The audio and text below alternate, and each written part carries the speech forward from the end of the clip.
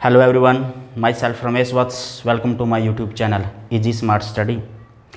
आज का जो हमारा टॉपिक है छोटा सा है, इम्पोर्टेंट है, नाम है राष्ट्र की दृश्य कल्पना। इससे पिछली जो वीडियो थी वो थी हमारी ब्रिटेन का गठन।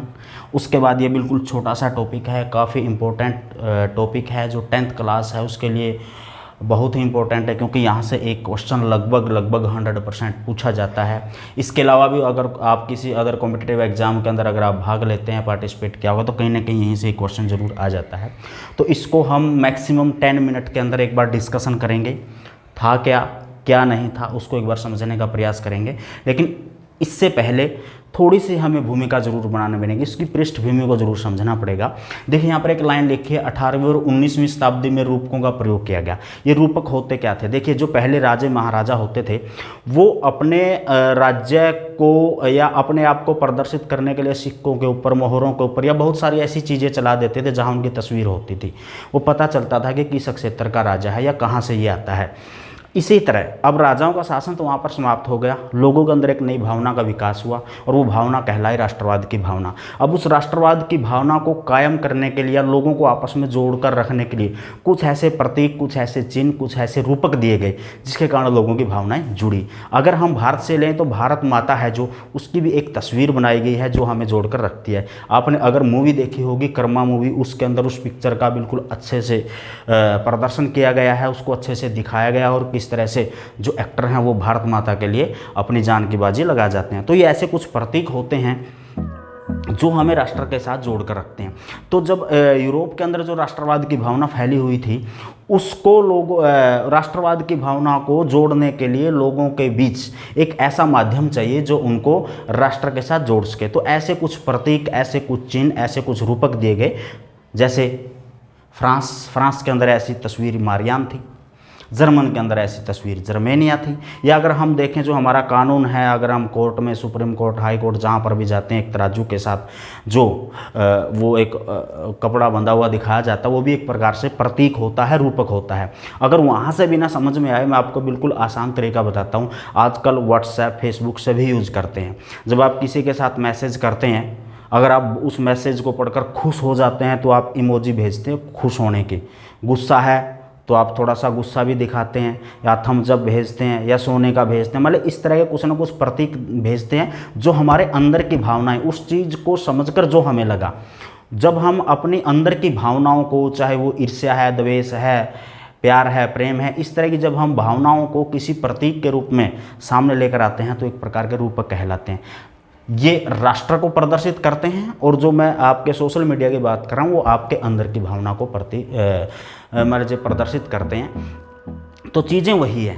अब ये देखते हैं कि किस तरह से ये प्रतीक, ये रूपक होते क्या है और किस तरह से लोगों के अंदर राष्ट्रवाद की भावना को पैदा करते हैं। तो समझने का प्रयास करते हैं। देखिए, सबसे पहले हमें ये समझना है कि पहले ये देखें आप, राष्ट्र आप सभी समझते हैं, मैं पहली वीडियो के अंदर बता चुका हूँ। दृश्य कल्पना कहने का मतलब जो राष्ट्र है उसकी एक दृश्य के रूप में ऐसी कल्पना करना जो हमारी भावनाओं के साथ जुड़े, जो हमारे अंदर की भावनाएं हैं, चाहे वो लालच है, ईर्ष्या है, स्वतंत्रता, इस तरह की भावनाओं को कहीं ना कहीं वो जोड़कर रखता है। तो देखिए, रूपक क्या होते हैं? जब किसी अमूर्त का मतलब जिसकी कोई मूर्ति नहीं होती, जिसकी कोई तस्वीर नहीं होती, उस विचार को जब हम किसी व्यक्ति या वस्तु के जरिए इंगित का मतलब प्रदर्शित करते हैं या मानवीकरण करते हैं। मानवीकरण का मतलब होता है किसी वस्तु को मानव के रूप में दिखाना ताकि लोगों की भावना उसके साथ जुड़ सके।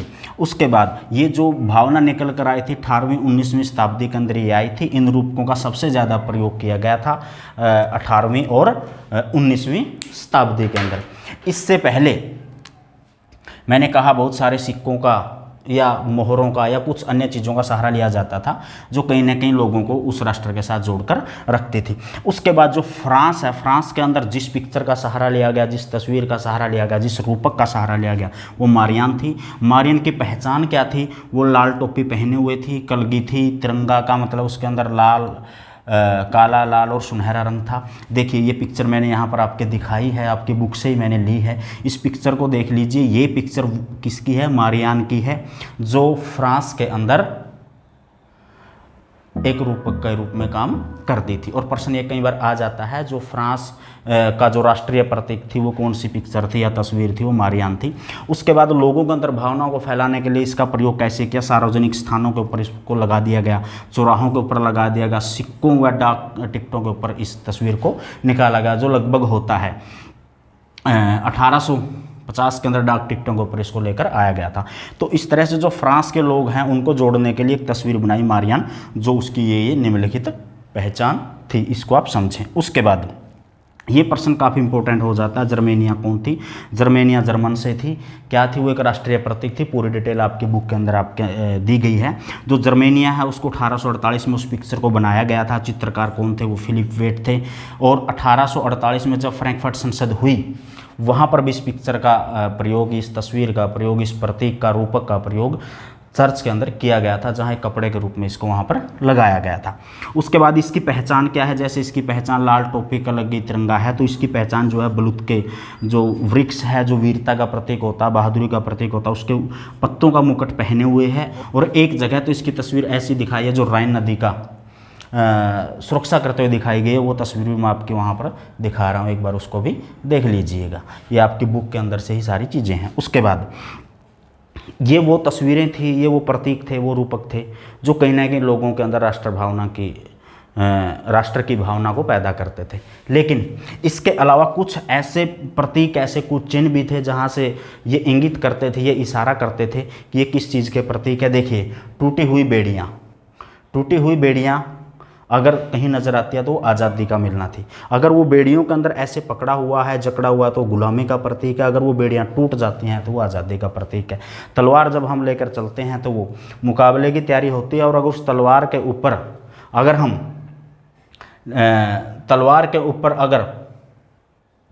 जैतून, लिपटी जैतून की अगर डाली है तो वो किस चीज़ का प्रतीक है, तो वो आपकी शांति की चाह का प्रतीक हो जाती है। और अगर उगते हुए सूर्य का कहीं पर आपको चिन्ह, प्रतीक, रूपक दिखाई देता है तो वो एक नए युग की शुरुआत, तो एक नए युग की शुरुआत के रूप में जाना जाता है। तो इस तरह से ये पॉइंट है, जर्मेनिया कौन थी, मारियान कौन थी, क्या क्या इनके प्रतीक थे, कहाँ कहाँ और कब कब इनको स्थापित किया गया, क्या ये हमें संदेश देती थी। ऐसे जैसे भारत माता की तस्वीर हमें राष्ट्रवाद की भावना के साथ जोड़कर रखती है, ऐसे ही ये फ्रांस, जर्मन के अंदर इन चीज़ों को अपनाया गया। और ये कुछ प्रतीक थे, बहुत एक दो प्रतीक और हैं जो आपकी बुक के अंदर दिए गए हैं, वहाँ से आप अच्छे से पढ़ सकते हैं। मैंने इंपॉर्टेंट ही यहाँ पर निकाले हैं। उम्मीद करता हूँ कि केवल 10 मिनट के अंदर ये टॉपिक था, मैंने अलग से करवाया है, इम्पोर्टेंट है, हर बार क्वेश्चन यहाँ से आता है, आपको समझ में आया होगा। यहाँ से समझकर एक बार आप बुक को पढ़ लीजिए और तस्वीर आपके सामने क्लियर होगी। और अगर आपको मेरी वीडियो अच्छी लग रही है तो प्लीज़ चैनल को सब्सक्राइब कीजिए, लाइक कीजिए, शेयर कीजिए। और तब तक take care, thank you so much.